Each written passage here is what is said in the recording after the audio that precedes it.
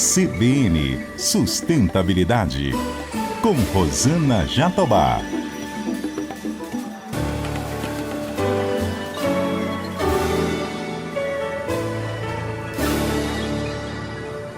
Oi, pessoal, tudo bem? O CBN Sustentabilidade de hoje é sobre o agronegócio brasileiro. Eu converso com Caio Penido. Ele é fundador da Agropenido, uma empresa de produção agropecuária sustentável. Caio, que prazer te receber aqui no CBN Sustentabilidade. Tudo bem com você? Tudo bom, Rosana? O prazer é todo meu. Eu sou muito fã do programa. Muito obrigada. Caio, eu quero começar falando de manejo sustentável do solo. Vocês adotam várias práticas regenerativas para melhorar a fertilidade do solo e também preservar a biodiversidade. E é um modelo, a gente sabe, que se contrapõe ao modelo tradicional aqui no nosso país. Na sua avaliação, o agricultor brasileiro já reconhece a importância da regeneração? Olha, eu acho que reconhece, né? A gente tem uma questão histórica, né? Que a ocupação do Mato Grosso, do Vale do Araguaia, é uma ocupação muito recente, né? Então, são aprendizados que ainda estão vindo. Teve um primeiro desafio de ocupação, né? De popular essas regiões, de fazer os ajustes com as populações indígenas.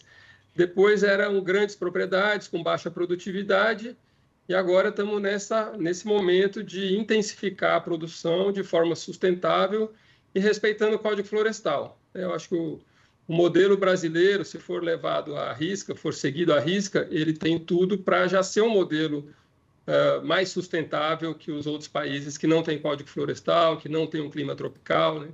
Então, a gente tem grandes oportunidades, muitos produtores já perceberam isso, mas ainda temos um desafio aí de informar mais, comunicar melhor, implementar esse Código Florestal para ele funcionar definitivamente. Você toca num ponto interessante, Caio, que é o seguinte: o desafio da comunicação para o grande público sobre os atributos sustentáveis do agronegócio brasileiro, né? Porque ainda persiste no imaginário coletivo a ideia de que o agro é o vilão do meio ambiente. Isso foi uma estratégia, né? Porque tem essa questão que os países ricos, desenvolvidos, né, ficaram um pouco incomodados com o crescimento do Brasil nesse setor de produção de alimento, né? A gente estragou um pouco o plano deles de controlar o crescimento do mundo através dos alimentos, né? O Brasil, de importador, passou a exportador de todas as commodities, com potencial de exportar mais ainda, produzir mais, né? Então, a gente assusta, né? E temos que combater essa campanha de difamação que teve aí no passado, nos anos 70, 80, que foi exatamente nossos concorrentes, né, do hemisfério norte, aquela frase, farms here, forest there, né? Então, deixa a produção no hemisfério norte, com quem já é rico, já está produzindo, e vamos conservar o Brasil intocado, guardiões da floresta, né? E a gente quer mostrar que dá para ser guardiões da floresta, dá para a gente continuar com esse título, aí, maior potência ambiental do mundo, mas sendo também uma das maiores potências produtoras de alimentos do mundo, né? Então, é essa que é a nossa estratégia de Brasil potência agroambiental, né? Mostrar que é possível produzir com sustentabilidade, conservando biodiversidade. Então, o mundo vai ter que nos engolir, né, Rosana? E a gente vai ter que ficar bom de comunicação para acabar essa disputa de narrativas, né? É por isso que a gente está aqui hoje, realmente, para trazer para o nosso público esse exemplo maravilhoso da Agropenido. Agora, Caio, vocês também se destacam pela recuperação de áreas degradadas. E, recentemente, vocês anunciaram uma parceria com a startup de reflorestamento, a ReGreen, para restaurar 600 hectares de terras com espécies nativas da Amazônia em Mato Grosso. O objetivo de vocês, em última instância, é gerar créditos de carbono? Sim, acho que a gente começou a falar dessa questão de crédito de carbono, né, 10 anos atrás, em 2014, pela Liga do Araguaia, que é dentro dessa estratégia também de combater essa narrativa do hemisfério norte, né? Quer dizer, se a biodiversidade tem valor, ela tem que ser monetizada, né? Tem que virar renda para o produtor, para o proprietário da terra, né? Assim como a biodiversidade também tem que ser valorizada. Não pode ser campanhas, né, de ativismo, de ONGs, financiadas pelos nossos concorrentes que vêm aqui interferir nos nossos fóruns brasileiros para difamar a nossa agropecuária. Então, a melhor forma de combater essa narrativa é mostrar, né, que nós temos, criar uma metodologia que comprove que o nosso sistema, além do carbono florestal, da reserva legal, obrigatória por lei, das APPs, a gente ainda tem o potencial de fixar mais carbono no solo pelo sistema produtivo, né? E nesse caso que a gente está desenvolvendo com a ReGreen, é um restauro de áreas intermediárias, né? Áreas marginais, vamos chamar, que estavam marginais, entre a lavoura e as APPs. Então, eram faixas ali que já tinham um pouco de umidade para a agricultura, e a gente falou, não, vamos, o que a gente faz? E a gente optou por investir em carbono. Então, vai ser um restauro com espécies nativas, e o produto é o carbono, e a gente tem expectativa que também vai produzir daqui a 30 anos produtos madeireiros que possam entrar no nosso plano de manejo florestal para também produzir aí uma madeira certificada, sustentável também dentro do modelo da Agropenido. Agora, o mercado de carbono é muito aventado, né? Se fala muito sobre ele, sobretudo por conta da recente regulamentação do mercado de carbono regulado. A gente tem um mercado de carbono voluntário que ainda é incipiente no Brasil. Daí eu te pergunto, você é otimista ou ainda leva tempo para que a gente consiga gerar créditos de carbono e ser remunerado por isso? Olha, eu sou otimista, né? Quando eu falava nas minhas palestras há 10 anos atrás, muita gente falava, nossa, seria perfeito, né? Mas é um sonho, isso, nunca vai se realizar. Então, hoje eu sinto que já está acontecendo, né? Esse deal que a gente está fechando agora com a ReGreen de restauro, né? Com espécies nativas, gera um crédito de carbono valioso, né? A gente tem valores diferentes aí para o crédito de carbono, dependendo da atividade. As empresas de tecnologia globais aí muito interessadas em comprar esses créditos de carbono. Então, no mercado voluntário, eu acho que a coisa está indo muito bem, a tendência é continuar. A gente está apostando que esse crédito ainda vai valorizar. A gente pode enriquecer esse crédito de carbono, associando ele às ações socioambientais que a gente promove já na região há muito tempo. Então, tem potencial ainda de transformar esse crédito de carbono num crédito de carbono especial, vamos dizer, mais valioso, né? Então, eu acredito muito, tanto que a gente optou em receber em crédito de carbono, porque a gente aposta que esse mercado vai valorizar, é a nova commodities, né? Agora, é tido como uma galinha dos ovos de ouro, mas para poucos, né? Para amadores, não. Não à toa vocês criaram a Carbono Penido, exatamente para comercializar os créditos, né? Sim. É uma atividade ainda um pouco complexa, né, para escalar. Então, você tem que ter uma governança, uma área jurídica que entenda um pouco. Então, a ideia foi, na Carbono Penido, a gente trazer essa expertise, né? A gente vai ter agora também o estudo de carbono no solo, geração de crédito de carbono do carbono no solo do sistema produtivo, né? E também vai ter o carbono das reservas legais, o RED+, né? Então, é um pacote de carbono que a gente está interessado, a gente acha que é realmente um novo negócio, mas não é para todos, né? Essa que acho que é uma questão, o que a gente viu de positivo. Além de diversificação, a gente entrar com carbono, né, uma nova commodity, a própria madeira entrando também, ele traz segurança hídrica, né, para a minha propriedade. Então, eu estou fortalecendo minhas APPs, que esse restauro é no entorno das APPs, a própria questão climática e de chuvas, né? Você está trazendo essa umidade para a região da fazenda, e a gente também vai vamos acompanhar o desempenho dos talhões que estão na beirada dessas áreas que estão sendo restauradas, e os estudos indicam que tem uma melhora de produtividade no próprio talhão.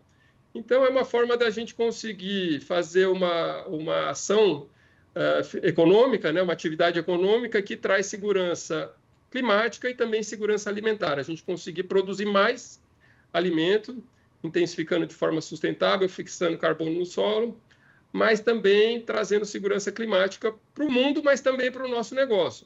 Então, é isso que eu acho que o produtor tem que ficar um pouco antenado. Ano passado, a safra passada foi um estresse hídrico forte, de secas, queimadas, né? Assustou. Então, acho que quem tem obrigação de restaurar APP é uma coisa que, se tiver condições de avançar, já fazendo isso logo, trabalhar as brigadas de incêndio, quer dizer, tem uma série de ações que a gente pode já fazer para evitar essas catástrofes, né? Então, o que der para fazer, a gente já está fazendo, e ainda estamos entrando com uma nova atividade econômica.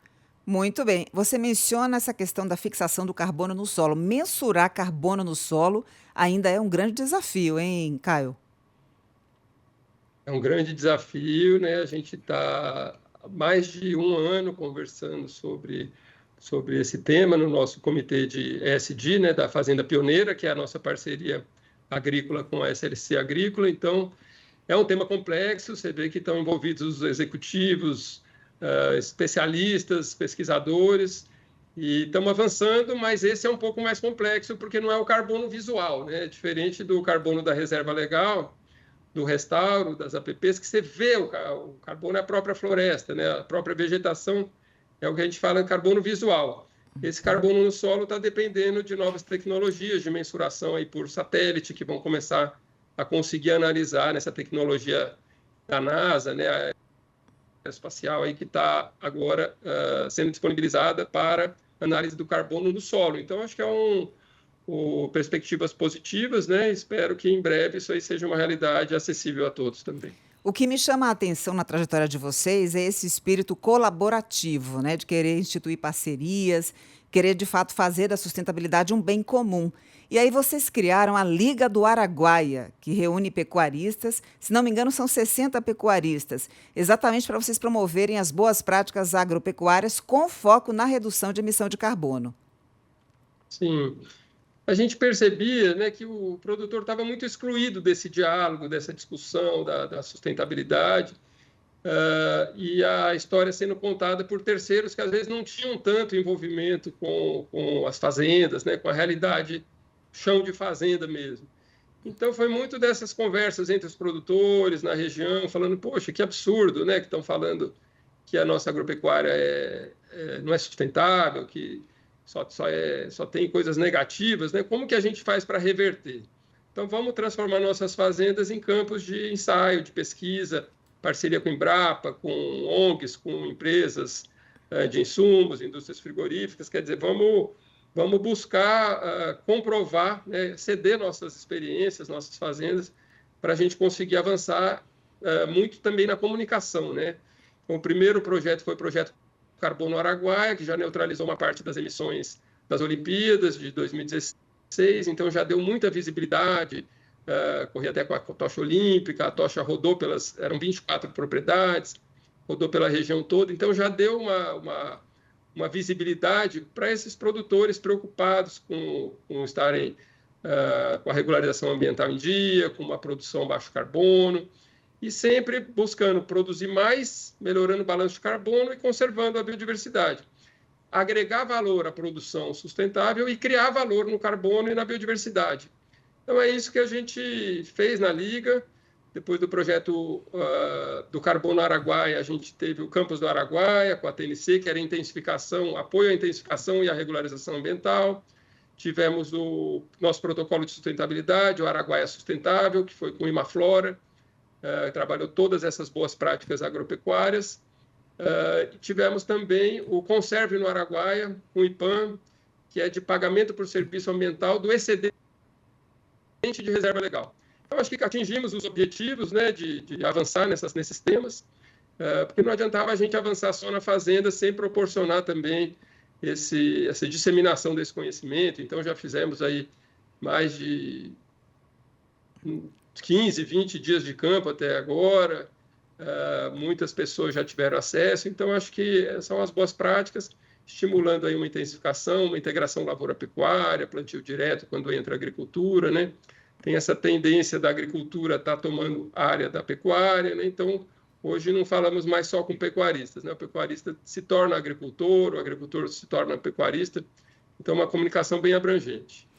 Você mencionou agora a questão da biodiversidade e outro mercado emergente é exatamente esse, o de créditos de biodiversidade a partir do monitoramento da fauna. Muita gente pensa, e eu até pouco tempo pensava, que a gente se referia apenas a espécies como aves, répteis, mamíferos, mas microbiologia também faz parte, né, Caio, dessa questão relacionada a créditos de biodiversidade? Sim, como o carbono, né? Acho que a biodiversidade é a agenda pós-carbono. Então, carbono a gente começou a falar lá em 2014 e agora se torna realidade. Agora estamos falando de crédito de biodiversidade, talvez daqui a alguns anos a gente vai começar a ver negócios sendo realizados aí de biodiversidade. Então, é todo esse pacote que o modelo brasileiro já privilegia, né, diferentemente dos países dos Estados Unidos, Europa, China, que não tem biodiversidade dentro das propriedades, não tem um código florestal que obriga a conservação, né? Não tem nem APP, né? Você pode ir quando você viaja pela Europa de trem, pelos Estados Unidos, não tem nem a beira do rio conservada, não tem obrigação legal, né? Então, lá, eles produzem 100% da área, não tem que se preocupar com essas questões ambientais. Então, a gente tem que transformar essa nossa preocupação, essa nossa dedicação em ativo, né? Isso tem que se tornar um ativo. E daí vai ser a melhor forma da gente ser reconhecido sendo remunerados, né? Eu acho que isso é o melhor estímulo, sair daquele ativismo panfletário de ONGs internacionais financiadas pelos nossos concorrentes, né? E a gente criar um mercado que valorize e o mundo reconhecendo o valor, pagando por isso. Então, esse crédito de biodiversidade, você tem tantos no solo, né? Que a gente é uma metodologia nova, a Embrapa está desenvolvendo, mas que se analisa pelo DNA do solo, pelas enzimas, se analisa a população de fungos e bactérias, essa vida toda que está no solo, esse carbono, tudo isso boa parte é biodiversidade, né? Então, a medir essa biodiversidade e também os vertebrados, os invertebrados, a gente tem a parceria com o Instituto Onça Pintada, a gente faz monitoramento da fauna, então através das armadilhas fotográficas, de colares, a gente já tem um monitoramento mais forte em cima das onças, mas a ideia é que esse monitoramento vá aumentando e que abrace peixes, aves e todas as espécies aí que estão circulando dentro dessa fazenda, que é um conjunto agroambiental. Você tem a produção e a conservação integrados e a fauna está circulando pela fazenda, pela lavoura, pelo pasto, né? Ela não está segregada na reserva legal e nas APPs, né? Então, é um sistema integrado e que a gente tem que mostrar, valorizar ele para que o mundo reconheça e termine criando esse mercado onde quem fizer bem feito vai ser melhor remunerado. Nessa linha, eu quero repercutir aqui com a nossa audiência o certificado Onça Pintada que vocês criaram para reconhecer empreendimentos rurais que fomentam a conservação desse animal incrível e que, infelizmente, corre risco de extinção aqui no país por conta da caça ilegal, pelo aumento do desmatamento e das queimadas. Conta para a gente um pouco sobre o certificado da Onça Pintada. O certificado, a gente sempre teve essa questão de predação, né, das onças com os bezerros, né, as onças se alimentando dos bezerros, então é uma questão eterna, né, antiga e de difícil solução.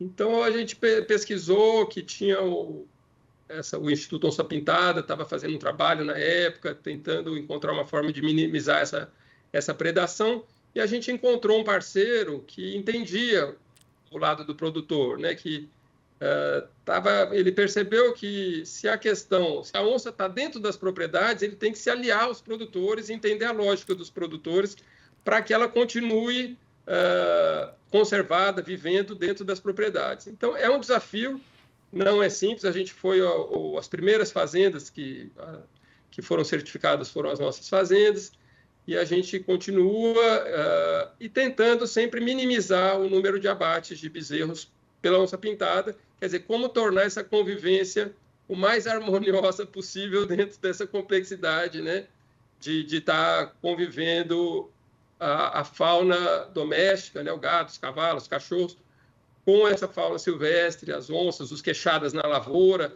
É toda essa complexidade que é um desafio imposto aí pelo Código Florestal, que os outros países não têm, né? É permitido caça na maioria dos países também. Então, é mais uma complexidade que o produtor rural tem que lidar com isso, com perdas, né? A gente quer minimizar essas perdas, criando também valor nessa biodiversidade. Então, ela, através de cerca elétrica, de manejo do gado, onde tem muita onça, você não põe mais bezerro, né? Você vai colocar boi mais errado, você vai botar boi grande. Então, através disso, você vai conseguindo reduzir a predação, mas também ela vai predar um pouco e você vai tentar compensar isso com outras atividades, como esse crédito de biodiversidade.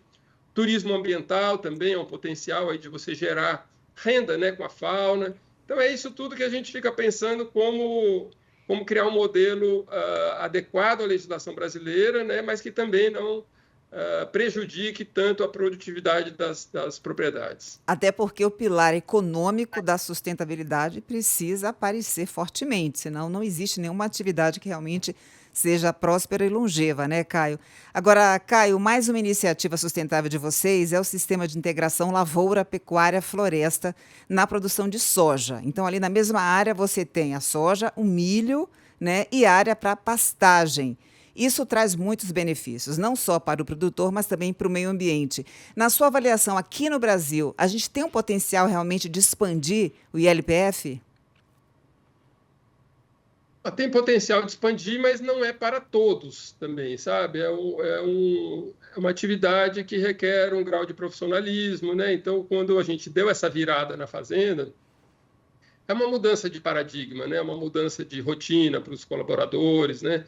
Você tem que tratar como a lavoura já tem essa dinâmica, né, de janela de plantio, janela de colheita, de você não pode bobear, né?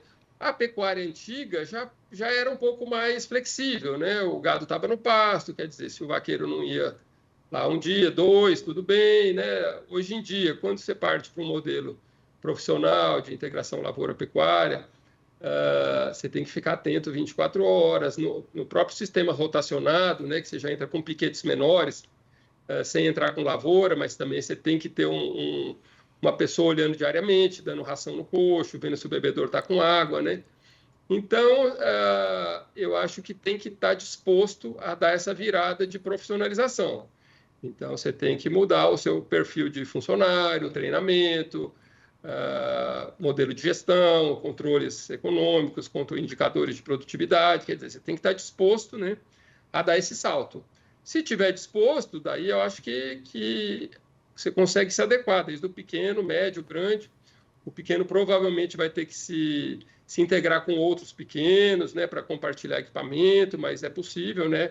São as tendências aí para o futuro que os pequenos têm que se agrupar em cooperativas, em associações, para conseguir acompanhar e buscar um diferencial no preço também por serem pequenos, por estar numa agricultura mais familiar, um sistema, também buscar uma agregação de valor à sua produção por esse diferencial, né?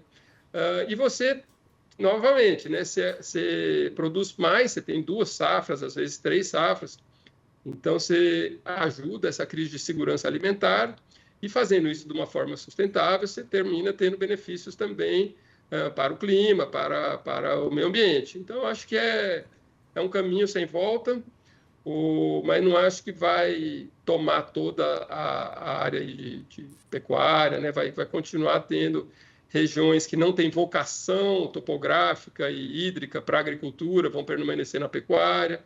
Então, a terra dita o que você pode fazer nela, né? Agora, se você estiver numa região que tem topografia, tem chuva, tem pessoas, né, com esse grau de profissionalismo, aí você vai ter, se você quiser ganhar mais dinheiro, você vai terminar entrando na integração lavoura-pecuária, ou em algum modelo mais intensificado, né? Sem perder de vista a importância das parcerias, não só dos pequenos, mas dos gigantes como vocês.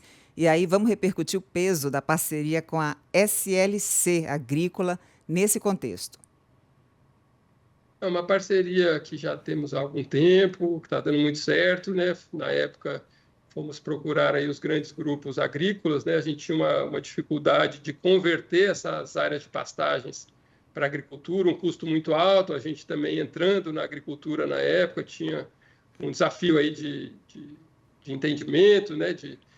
Então, escolhemos a SLC, né? Acho que é a maior operadora aí do Brasil, né?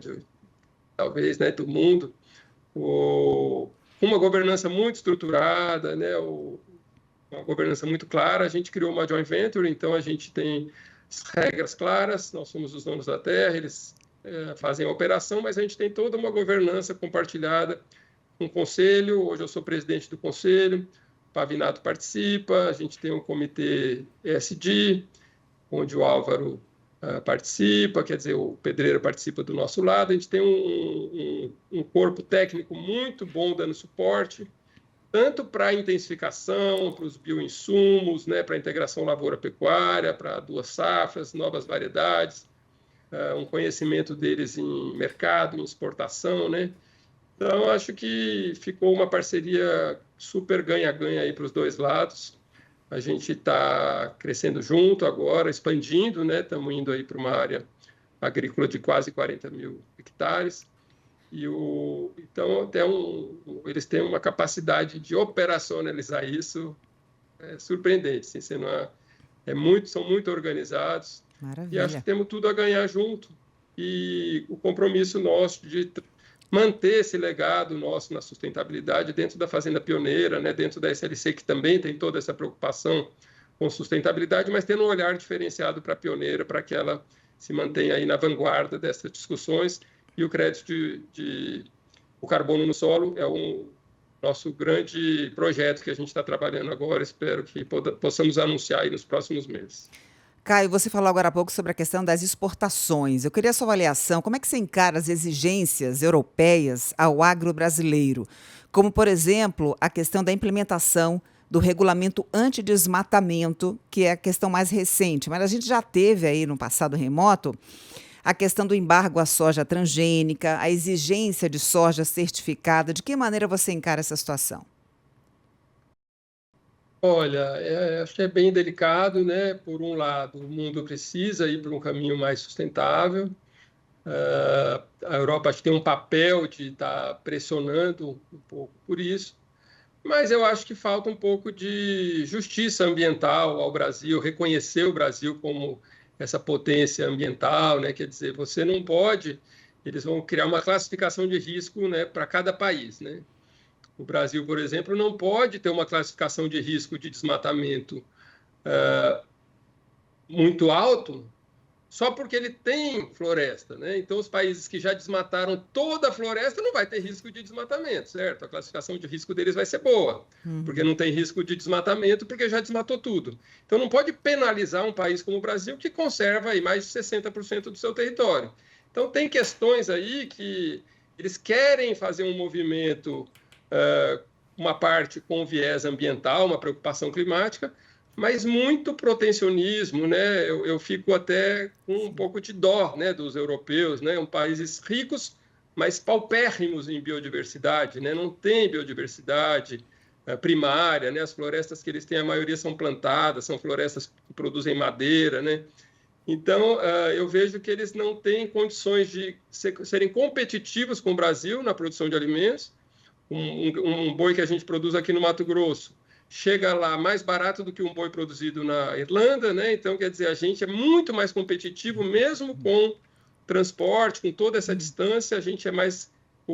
nossa carne chega competitiva na gôndola, conservando biodiversidade, baixo carbono, porque somos um clima tropical, né? A carne deles produzida em confinamento, tem um período do ano que é neve, então esse carbono não fica no solo, não tem esse carbono no solo, né? Não tem reserva legal, não tem biodiversidade. Então, assim, se for ser justo, a gente pode ficar tranquilo, porque a gente é muito mais sustentável do que eles. Mas se for protecionista, se eles quiserem estar criando uma lei para prejudicar países, né, como o Brasil, que são grandes produtores de alimento, daí a gente tem que tomar muito cuidado. Então, temos que estar no debate, temos que estar participando dos fóruns, associações, das entidades, para tentar minimizar, por mais que eles saibam de tudo isso, né? Mas a gente tem que continuar falando e eles vão fingindo que não estão escutando, que não estão vendo, mas a gente vai falando, né? Então, acho que tem um desafio aí de mostrar que o Brasil é grande, né? Quer ser rico, quer ser desenvolvido e vamos fazer isso com sustentabilidade, né? Então, é difícil para eles a situação deles. Se fosse eles, ia estar desesperado, talvez usando de artifícios também maquiavélicos para proteger o mercado, né, deles lá, porque realmente é bem delicada a situação deles. Agora, Caio, a gente tem notado nos últimos anos sucessivas quebras de safra em razão das mudanças climáticas. Como é que o agricultor brasileiro, né, o agropecuarista, o proprietário rural precisa se preparar para fazer frente a todos os desafios relacionados aos eventos climáticos extremos? Olha, Rosana, eu acho que não tivemos uma sequência de quebras de safra, sabe? Isso é uma coisa que ronda o imaginário e o medo do produtor, né? Esse ano passado, 23, 24, foi desesperador, né? Teve uma quebra de safra Mato Grosso, em regiões aí que de duas safras tranquilas teve uma safra só. Então, acendeu um sinal amarelo, né? Então, fica uma preocupação. Será que vai acontecer uma sequência? Se acontecer isso 3 anos seguidos, acabou a atividade, né? Muita gente vai entrar em recuperação judicial, então é desesperador. Mas esse ano já choveu bem, está chovendo bem, parece que vai ser uma safra recorde, né? O que a gente está percebendo, os eventos estão cada vez mais extremos, né? Então, onde chove a mesma quantidade no ano, mas distribuída de forma concentrada. Então, as chuvas são mais fortes, as secas são mais fortes, os ventos são mais fortes, e quando dá essa conjunção de umidade do ar baixa, né, com altas temperaturas, às vezes tem muita palhada de pasto, de galho seco e vento, daí é impossível controlar, é desesperador, né? Então, na dúvida, quer dizer, tem a teoria, o lado científico que fala que já superamos 1,5 graus, ponto de não retorno, desespero total, e outra frente científica aí que fala, não, isso sempre é cíclico, isso acontece de tantos em tantos anos, dá uma quebra, depois volta. Então, na dúvida, Rosana, eu acho que você tem que fazer o que tiver ao seu alcance, né? Então, regularização ambiental. Se você tiver condições de se regularizar, busca compensar a reserva legal se você tiver passivo, restaurar APP, né? Se você tiver passivo de APP, se estiver precisando reflorestar, porque isso você vai sequestrar carbono da atmosfera, colocar ali na sua fazenda, umidade, você está trazendo uma certa segurança, aumentando sua segurança hídrica, né? E na parte das queimadas, eu acho que é uma questão que você tem que tratar a queimada igual janela de plantio de soja. Naquele período de 3 meses ali de secura, de risco realmente, né, de queimada fora de controle, você tem que ter uma equipe treinada. Então, na Agropenido, por exemplo, nós vamos contratar uma equipe terceirizada para fazer a manutenção das cercas de divisa nesse período. Só que eles vão estar treinados com as brigadas, estamos com 5 caminhões-pipas na fazenda, então você tem que ter investimento em equipamento, treinamento além da brigada treinada, os nossos colaboradores também são treinados, mas a gente não quer tirar eles da operação da fazenda para ir apagar incêndio que depois compromete a operação da fazenda. Uhum. Então, a gente está querendo ter uma equipe dedicada, estamos com um aplicativo do 1,5 graus, né, que já dá os alertas de fogo automaticamente no celular dessa equipe, que elas já vão combater rapidamente no local. Outro ponto importante, os aceros, né, você deixar os aceros no entorno da fazenda, das reservas legais, limpos antes da queimada. As próprias estradas de acesso dentro das reservas legais tem que dar uma limpada antes desse período de seca. Então, são ações que eu acho que tem que começar a tratar isso que nem uma atividade econômica, né? Então, a gente está dentro da Carbono Penido, a ideia é que cuide dos 3 projetos de carbono, do projeto de biodiversidade e também cuidar dessa questão das queimadas, ter uma equipe dedicada que fica o ano todo se dividindo em atividades, mas nessa época de seca fica dedicada a combater incêndio. Muito bem. Caio, eu quero agradecer imensamente a sua presença aqui no CBN Sustentabilidade. Foi tão gostoso o papo que voou, né? Meia horinha, mas a gente falou de muito assunto interessante para ampliar a consciência sobre a sustentabilidade no agro brasileiro. Um abraço para você, Caio. Até uma próxima oportunidade. Eu que agradeço. Um abraço. Foi ótimo. Eu conversei com Caio Penido, fundador da Agropenido, uma empresa de produção agropecuária sustentável. Além de ter acesso ao conteúdo pelo YouTube, você também encontra essa entrevista no site, no aplicativo da CBN ou na sua plataforma preferida. Colaboraram comigo aqui no CBN Sustentabilidade, minha linda produtora Ellen Menezes. Nos trabalhos técnicos, a outra linda Débora Gonçalves. E na edição, Rafael Furugem e o Renato Barcelos. Um beijo para você, até semana que vem. CBN Sustentabilidade, com Rosana Jatobá.